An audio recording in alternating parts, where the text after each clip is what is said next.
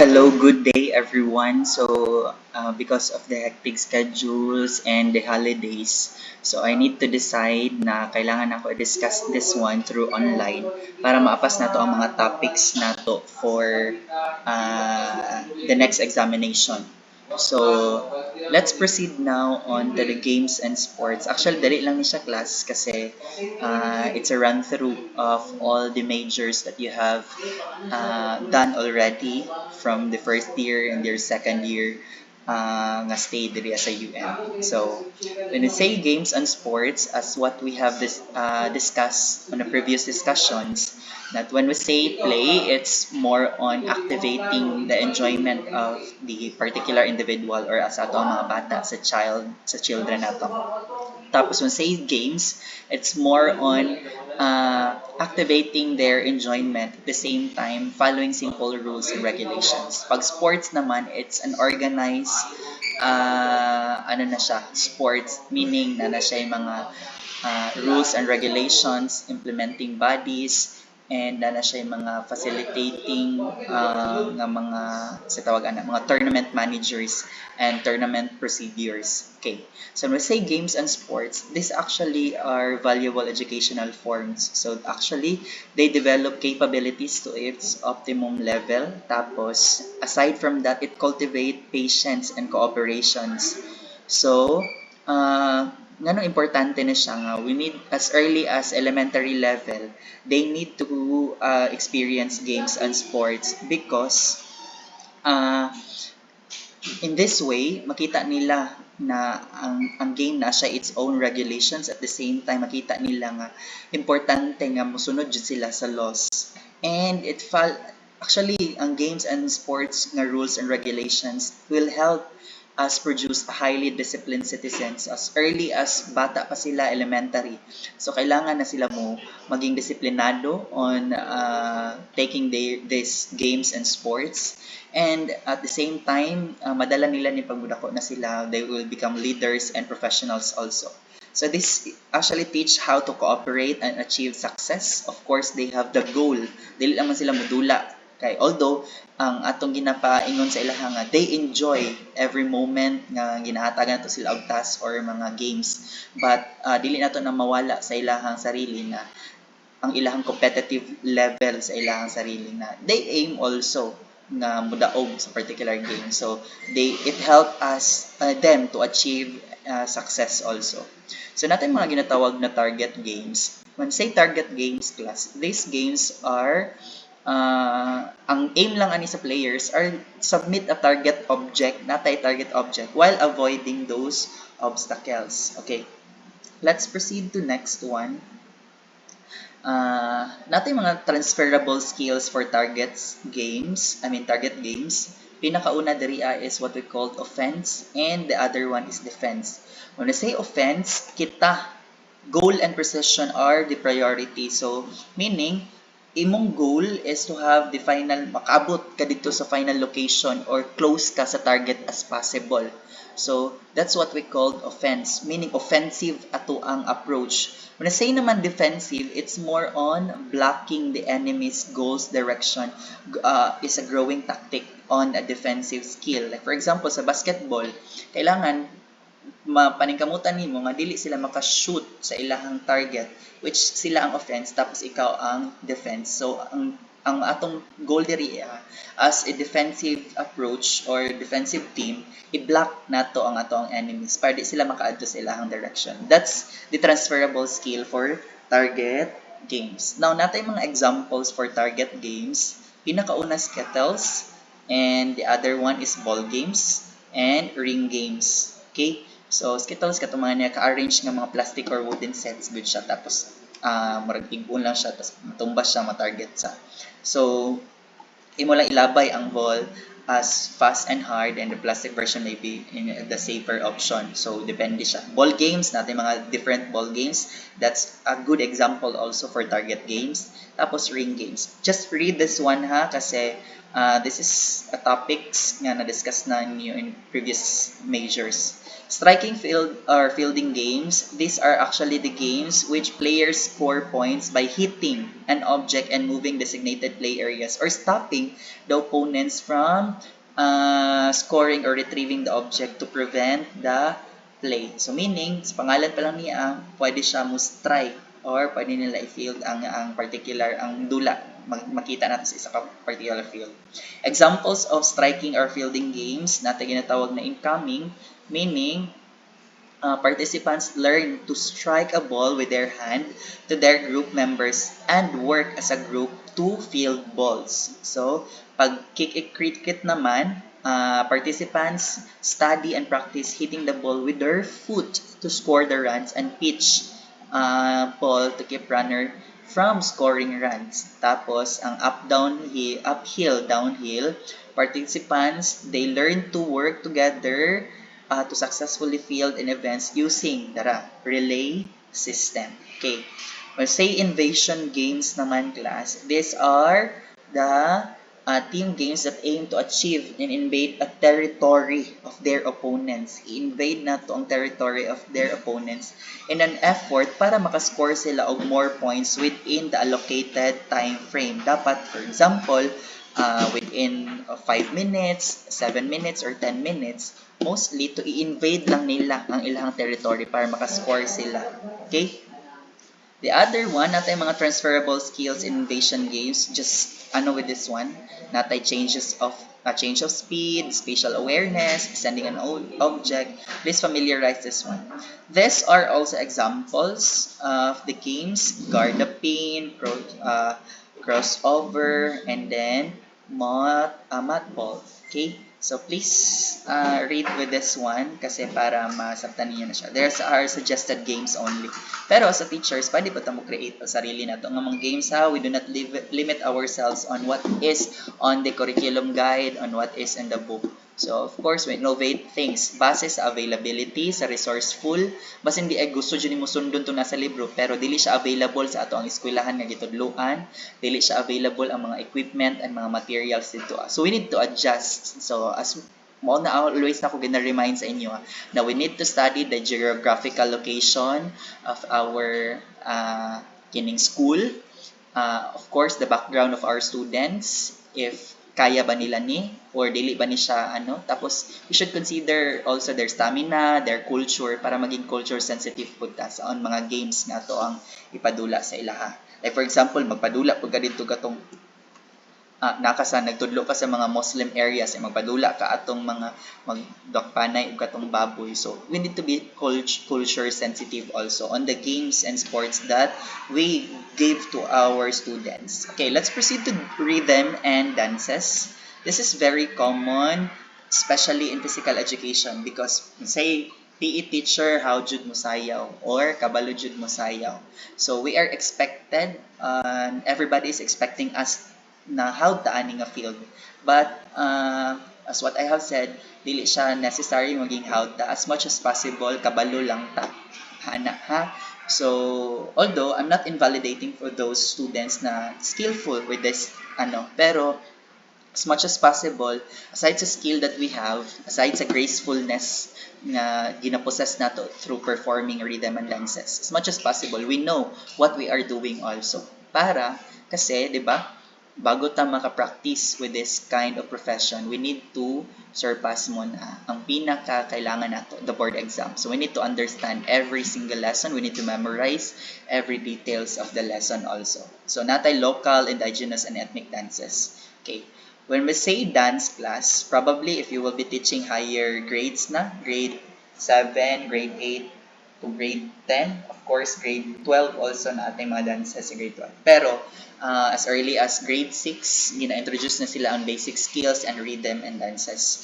So, although they will not be memorizing thoroughly the literature, pero as much as possible, the basics and the fundamentals of rhythm and dances ma-introduce na siya. Although we can see on the curriculum guide of the katong sa tawagan ni sa DepEd na curriculum guide, makita nato dito ang mga series of lessons and targets and competencies, or what are the objectives na ma-target nato at the end of uh, the period. Okay? So let's go back here. When I say dance, this is actually a form of non-verbal communication. Okay? Tapos, for aesthetic appeal, this is an artistic practice where gestures are synchronized with, dapat synchronized, matawag nato ni siya og dance, basta it is an artistic practice where ang atong mga gestures are synchronized with music and rhythm. Kaya bitaw, when you see a dancer or a particular performer nga iyahang movements wala nag-coincide sa rhythm or sa music, medyo lain siya tan-awon.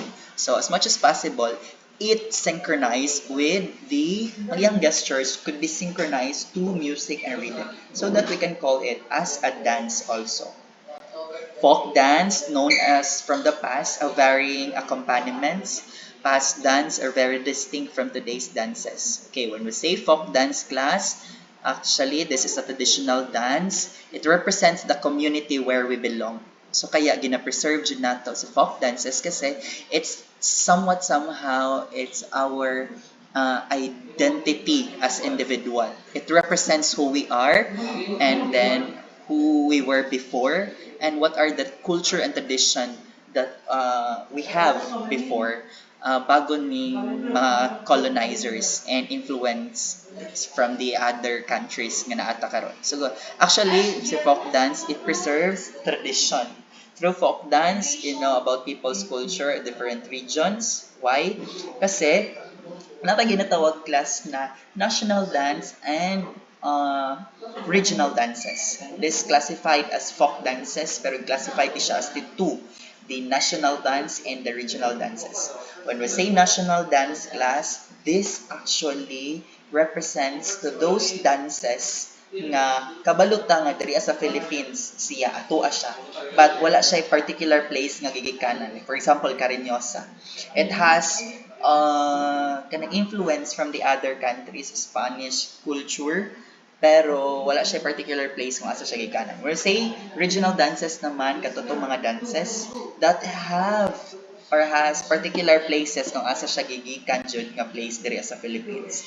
So we need to understand nga si folk dance is it represents the community. Mo bitaw na si folk dance particularly kung asa siya masayaw, asa siya nga nagigikan nga place, it represents the livelihood o sa ilang culture dira, kung sa ilahang community dira ang sila mga trabaho, sa ilahang mga tradition dira, di ba?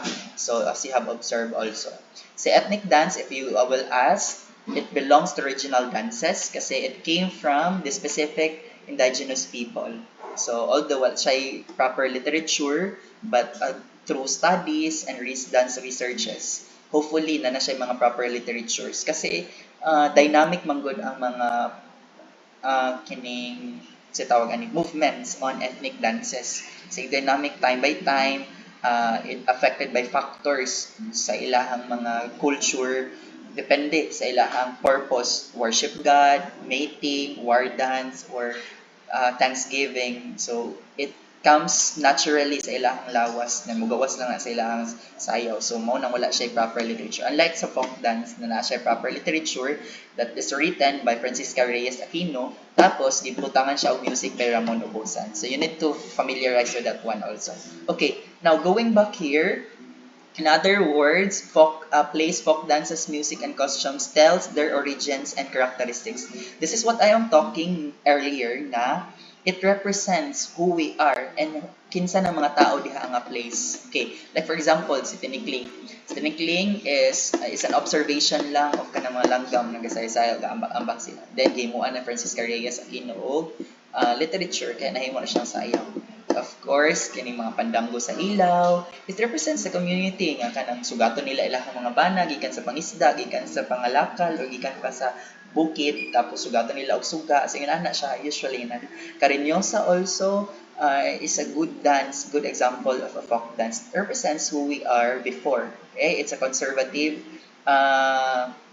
a flirtatious dance at the same time gina-preserve niya ang Filipino culture nga dapat si babae dili magunitan ni lalaki. Okay.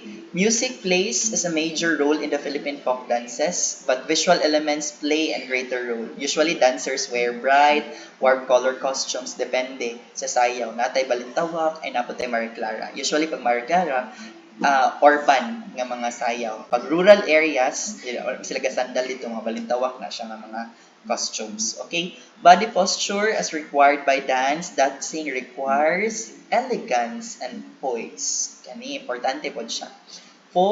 Para ang ato ang performance is appealing also. Okay?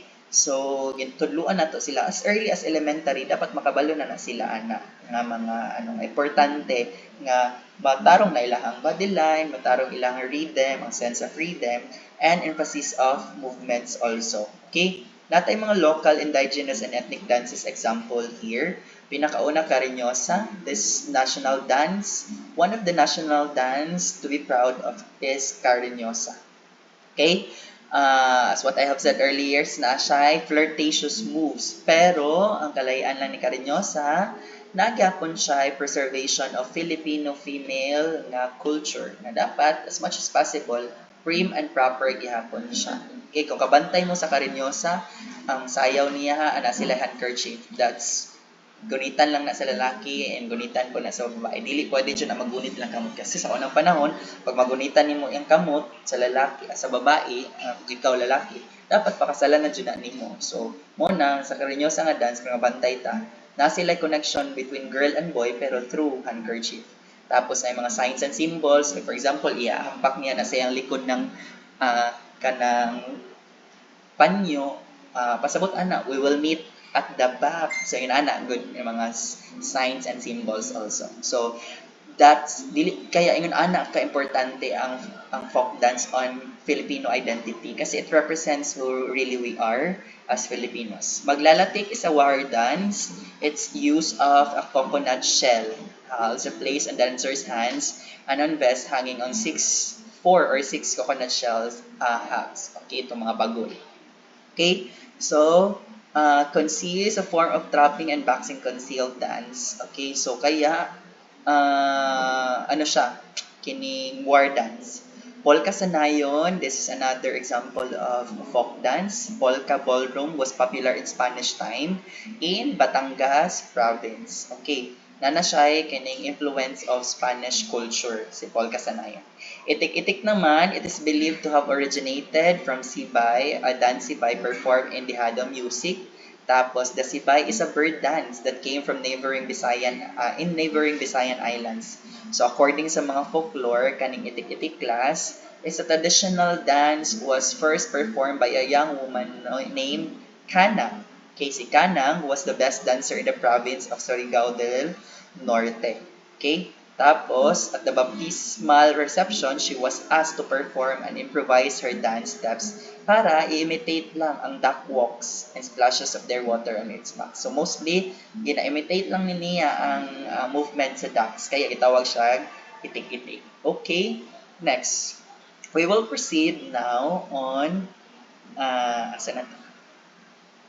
Sige lang ha, bear with me lang kasi we will discuss this one as much as possible. Punta last week tapos straight man ato ang mga holidays. Okay, importance of good nutrition. We will proceed to the nutrition. Aside on teaching physical education on our students, we need to embody also, we need to, teach them the importance of having a good nutrition. So by that, we need to discuss first, as teachers, we need to understand what is nutrition. Okay? When say nutrition, this refers to the study of how the way in which substances impacts well-being. Okay? This determine how it helps how healthy we are and how active we are in particular things that we do in our everyday. So, be patient and evaluate the feeding habits necessary as diet includes death-causing lifestyle. Okay, when I say diet, it's the everyday food that we intake. Okay, pag balanced diet, it's a proper amount of nutrition na gina-intake nato. Okay, tanaw na to ang difference ana ha, basi mangutan na to mga students ana. So at least we can answer the difference between diet and balanced diet. Okay? Diet is very critical in infant death, tooth decay, overweight, underweight, and other health problems. So nganong importante man is nutrition? Okay? We all know that proper diet at all levels in our life increases the quality of our life. Pero dili ta magpataka og kaon kay mas masira tag kaon ano yung ginakaon na to fats tanan, more on protein pud tanan or sa pudaraan and we lack on the other nutrients na. So probably kailangan balance siya. As your module said, it's very important to have good nutrition because it provides our health and well-being, nutrients, and calories. Okay? So, proceed to know what's calorie. When I say calorie, mo ni atong energy value. Yes. Kaya, ginatanaw na to usahay ang calorie intake nato as much as possible para masabtan nato nga too much na ba for the activity nga gamito nato anang adlaw. Kaya basig dili na po na ma-burn na nga calorie, it will store sa ato ang lawas. Then, probably maging dili na siya healthy sa ato. So, burning carbohydrates, protein, and fats in our body generates electricity. So, it expressed in kilocalorie scale or calories.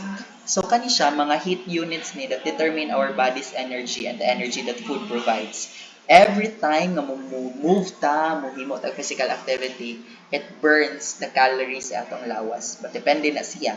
Pag sedentary lang, ato ang meaning kaon, tulog, usually ang ginakailangan lang nato nga calorie is 1,000 calories. Pero pag active ka, as much as possible na kay 4,000 calories a day. So, kailangan atong ginakaon always katong mga pagkaon nga it provides us proper nutrients. Okay, we need to understand that nutrients is the food substances nga naga-provide sa atong energy, tapos ga-control sa body processes, ga-stimulate sa body growth, like for example, vitamins and minerals also. And of course, water. So, and restore body tissues. So, these are natin ginatawag na carbohydrates, naphtha fats. If you will be teaching college, naani sa GPE 1 also.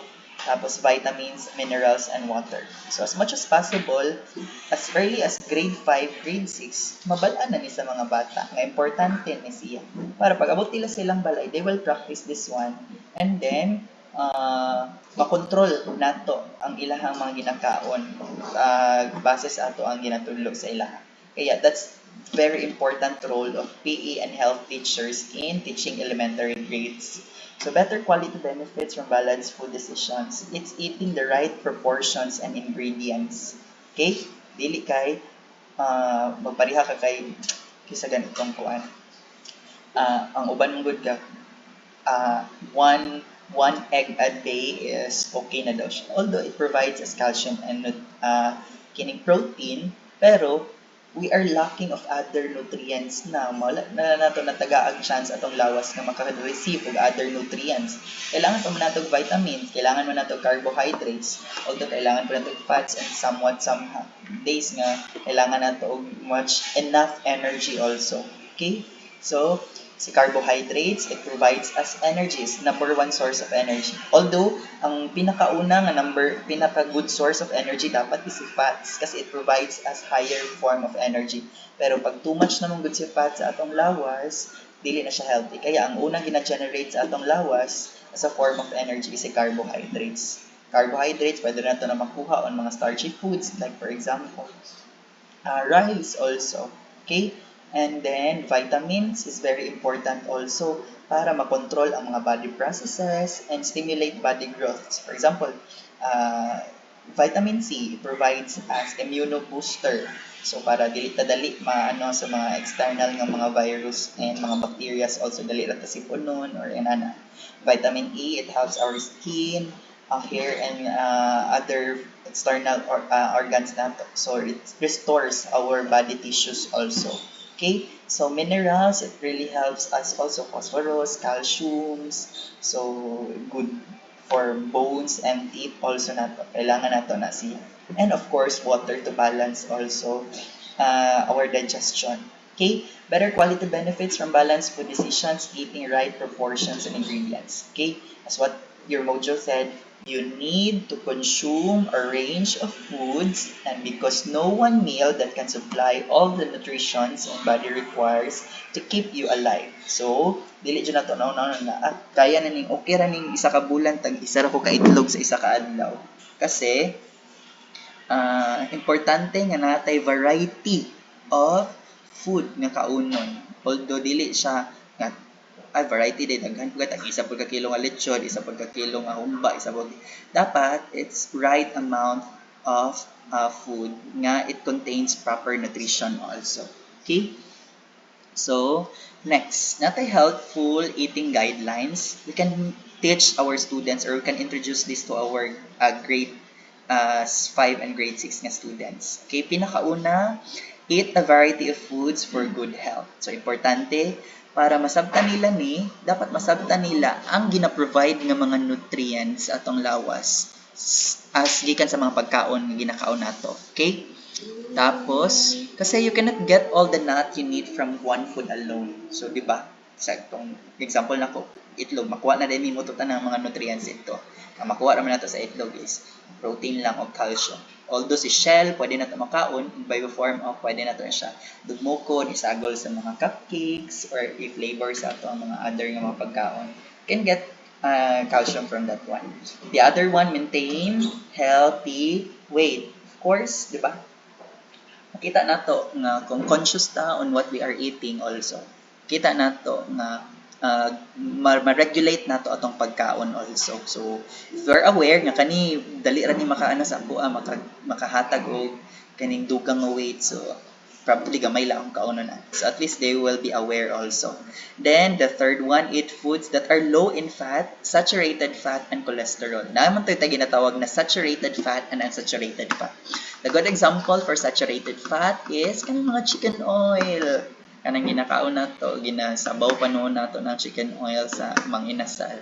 Tapos, kasi it's rich in cholesterol. And we all know nga si cholesterol, it can give us risk to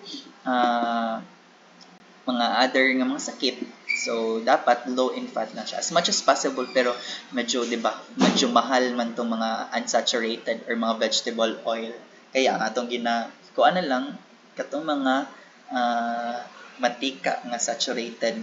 So, mostly, mahal mag-diet. Pero as much as possible, kailangan masabtan nila na importante nga ma-apply nato ni sa atong mga sarili. Consume milk products, and other calcium-rich foods. Nga naman kasi it helps for our bone and teeth also. Tapos, katong mga green leafy vegetables also, we need to introduce this to them. So, as much as possible, pwede ka magpa-activity sa ilaha, magpadala ka sa ilang mga pagkaon.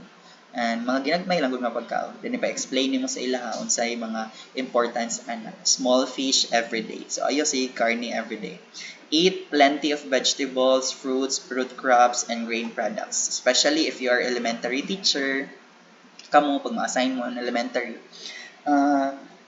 Pwede na to ma-regulate ang ginakaon nato sa mga ginakaon sa ato ang mga students during recess time, tanaw nato ilang mga pagkaon. Pero sa kapoy na no, di na nato gina-check, bahala na mo unsa niyang ginakaon. Pero as much as possible, pang-check nato na ilang ginakaon. Tapos i-confiscate nato na ilang mga junk foods. Tapos siya po kag-confiscate niya. Dadon po nimo sa imbala, ikaw pa masikaon ana. So dapat pwede rin mo na kaunon, pero dapat din mo ipakita nga ikaw yung nagkaon ana. Okay? So, use sugar in moderation. Sugar is not needed in our body in large amount kasi eating foods with high amount of sugar might cause you to gain so much weight. Mabito nang, wala man ko ga rice, wala man ko ga rice, wala kay ko ga kuay, ako sug kay magkaog sweets. So, usually, it's the number one food also sa ato ang lawas to gain weight. So, eating too much sweet foods can also contribute to tooth decay. Labi na pag mga bata, usually makita dyan nato daot ilang mga ngipon. So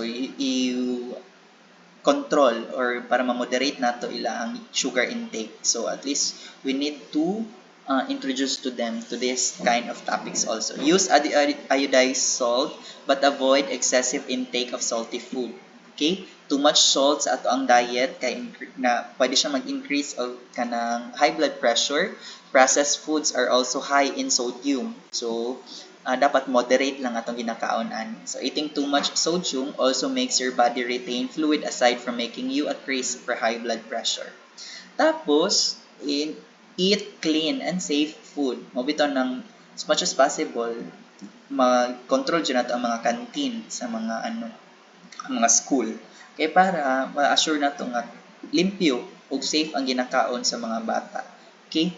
So, on personal health, importante on lower grades. Personal hygiene is the very focus on grade 1 and grade 2 kasi it allows them to understand what their body needs para limpyo sila and malayo sila sa mga sakit. So this refers to, when I say personal health, refers to individuals' well-being. Although, kaning personal health care is given to people who cannot take care of themselves. Pero as much as possible, as early as grade 1, grade 2, kabalo na sila manghinaw, mabito na dapat na aji na sila yung mga health kit. If you remember ta sa elementary, ta ginapadala tag health kit. Pero ang nahitabo, requirement na lang siya, wala na to ginagamit. So, as much as possible, igamit na to sila. Diba? Pahinawon na to sila, sabay na to sila magpahinaw, mag-wash of hand, tapos ginapakanta og happy birthday song para makabalo dyan na sila nga dili magdali-dali og hinaw. So inaana. So in that way, although simple kay na sa ato at anawon, pero it has a great impact sa ilahan na as lower grades. Magbalik-balik na sa ilang importance of kini sa tawagan proper hygiene in relation to their personal health.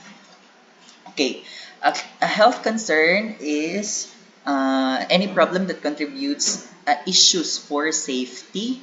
A health concern definition is actually agnostic sa ato ang actual substance or has established the need to monitor. Kaya dili lang man good kay isa lang nato na siya itudlo. Dapat we need to practice that one every single day. Labi na ikaw atubang ka og mga elementary grades. Bantayan jud na nimo sila isa ka tuig kung imuha ng advisory, so makita dyan na nimo. So dapat ikaw po, you need to practice that for yourself also. Evidence shows that staying physically active can help avoid or postpone some illness, including certain cancers, heart diseases, and diabetes, as well as reduce health, fatigue, and improve mood. And activity is always goes hand in hand in advancing age, but does not have to. So check the fitness and stroll services for nearby churches and senior cantors and shopping centers. Okay, isa nang ipangsulat sa inyo ang module. Okay. Like exercise, if you live and eat alone, our eating habits are often not good. So eating nutrient-rich food and avoiding empty calories in candy and desserts is vital good for aging. Okay? Physical activity and nutrition. Evidence shows that staying physically active can help avoid postpone some illnesses. So, masabtan naman nato nino. Napot tayo ginatawag na obesity. When say obesity, being overweight or obese. Okay? The risk niya is dying from asthma, type 2 diabetes, coronary heart failure, stroke, gallbladder disease, osteoarthritis, daghan o possible nga risks ang obesity. Kaya bitaw time to time, as early as the first quarter of the school year, makita na nato makompute na nato ang BMI ni student para makita nato kung asa siya nga level, normal ba, below normal, above normal, or obese na ba siya nga level. So as much as possible para matagaan nato monitoring ang kana nga bata. Okay? Then substance abuse. Substance misuse usually includes drinking and medications. Okay, usahay sa gamay ra ang ato ang sakit sa ulo, maghimunday amoxicillin or mag self-medicate siya. So, ma-abuse na nato magsalig ng siya gamay atchi, cetirizine. So, as much as possible, dili ta mag self-medicate or kung gamay lang ang sipon, tudloan nato sila nga water, and then rest lang sa. So, inana siya. So, dili siya diretso jud mag-inom og tambal kasi pwede siyang ma-abuse nato ang substance and ma-dependent na mo ana. Okay? So, mental health. This is a very good discussion. Also, we need to be sensitive for this one kasi this is a sensitive topic to discuss on. Dementia is not part of getting older. Dementia may caused by cancer, drugs, responses. Okay, natin ginatawag na mga other mental health concerns. Okay, the most prevalent disorder in late in life mental health is depression. Although di pa kani ma-feel sa mga bata, pero at least aware lang ta. Ngayon ani possible basta na yung mga signs and symptoms. So we can this one kana ma-refer na to siya onto guidance counselor. If you're not confident to wala tayo right to diagnose. Pag nala tayo makita nga mga signs and symptoms, we refer this one to registered ng mga psychometricians and psychiatrists or psychologists or to our guidance counselor para sila na yung maghatag ana og diagnosis or sila na yung maghimo og mga ano-ana kining other steps. Okay, depression is in older adults can lead to suicide and left untreated. So paningkamutan nato nga okay ilahang mental health. Okay, so mo nang likaya na to kung makita tayong mga bullying sa mga bata, basin it can cause them to nga ma-depress sila. Injury and violence, much as important. Maghatag tag activity, kabalon jud nato ang background sa itong mga bata. Always, kung kaya ba ni nila or dili. Kasi, in PE, ang always jud nato gina-bring dira is prevention is better than cure. Bis okay imong topic, okay imong activity, makuan na noon siya kung naay mga madisgrasya diha or ma-injury or na magsinumbagay dira. So paningkamutan nato nga hanay ato ang klase. Mao na importante nga naa tay lesson plan. Sige tayo ingon why pulos ang lesson plan pero that is the most important tool nga para maka-prepare taon mga possibilities kasi makita naman gud nato na di ba when you create a lesson plan nato it begins end in mind. So makita na nato daan ang possible nga problema. So at least makita na dayon nimo pud ang mga possible nga solutions ana. Okay? So kaya nato na environmental quality, although pollution impacts us all, surveys and government shown that low-income racial ethnic minorities are most likely. So importante that as early as it's part of their personal health, kabalo na sila mo segregate also sa mga basura. So access to healthcare, so kabalo na sila na natay mga clinic, magsakit lang ulo, tapos kung dili i-introduce nimo nga pwede sila mo pa-check up and then para ma-monitor nato kung sila. Okay? Prevention and management of personal health issues and concern. Of course, be a non-smoker and avoid second-hand smoke. Kung natin makitaan nga nagsigarilyo, although hindi taga-sigarilyo, kung natin nakitaan nga magsigarilyo, magpalayo ta kasi that's second-hand smoke. So, as much as possible, di jud ta makalanghap og asoan. Be physically active every day. So try nato sila every day bago ka magklase, magpa-exercise ka, magpasayaw ka sa ilaha. Or katong mga diganahan, magpa-jogging ka, jumping jacks, unsa pa dira. Ano makaya lang sa mga bata. At least na kay to start your day na gina-introduce nimo sila to become physically active. Tapos mag-suggest pud ka sa ilaha og mga sa tawag ani kini mga home fun nga mga activities. For example, mag silang balay, mag-exercise sila sa ilang parents together with their parents. Eat healthy foods as what we have discussed earlier, katong mga proper nutrients. So, dapat masabtan nila ni. Achieve a healthy weight, tapos ma-control, pamangkay nila ni mabantayan ang control blood pressure.